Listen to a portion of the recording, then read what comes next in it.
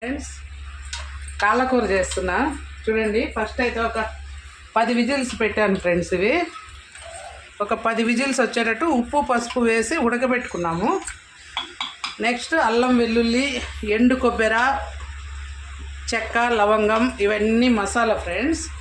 దీంట్లోనే కొద్దిగా పక్కకి సెల్లులోకి వస్తుంది ఆవిరంతా. ఇదంతా బాగా ఉడికిపోయిన తర్వాత కొంచెం ధనియాల పొడి కారం వేసుకున్నాం ఫ్రెండ్స్.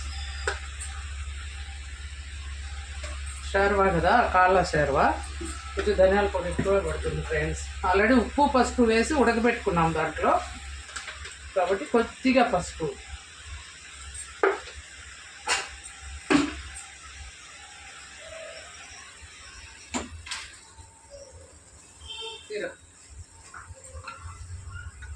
కారం పొడి వేస్తాం ఫ్రెండ్స్, కొంచెం తక్కువే వేస్తున్నాం. ఇది మనం ఆల్రెడీ ఈ కారము మిరపకాయలు కొట్టించింది, కారం ఎక్కువే ఉంటుంది, చూసి వేసుకోవాలి ఫ్రెండ్స్. ఇందులోనే కొత్తిమీర కరివేపాకు కూడా వేసేసాను.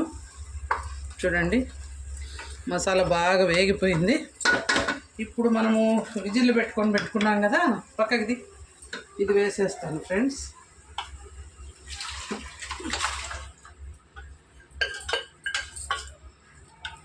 ఇంకొంచెం వాటర్ వేసి పడుతుంది.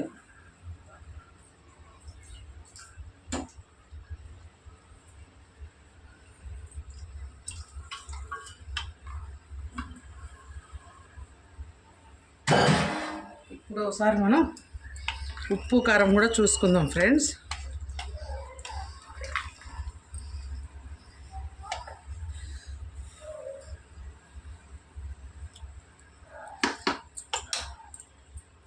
కొద్దిగా ఉప్పు పడుతుంది, కారం సరిపోయింది ఫ్రెండ్స్.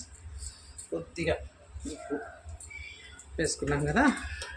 కొంచెం టమోటా ఆనియన్స్ ఎక్కువ వేసుకోవాలి ఫ్రెండ్స్. కొద్దిగా కొందరైతే చింతపండు కూడా వేస్తారు పులుసులో, కానీ నేను వేయను, జస్ట్ టమోటా ఎరగడను. మళ్ళీ విజిల్ పెట్టి ఒక 7-8 రానిస్తాం ఫ్రెండ్స్. దీన్ని విజిల్ పెట్టి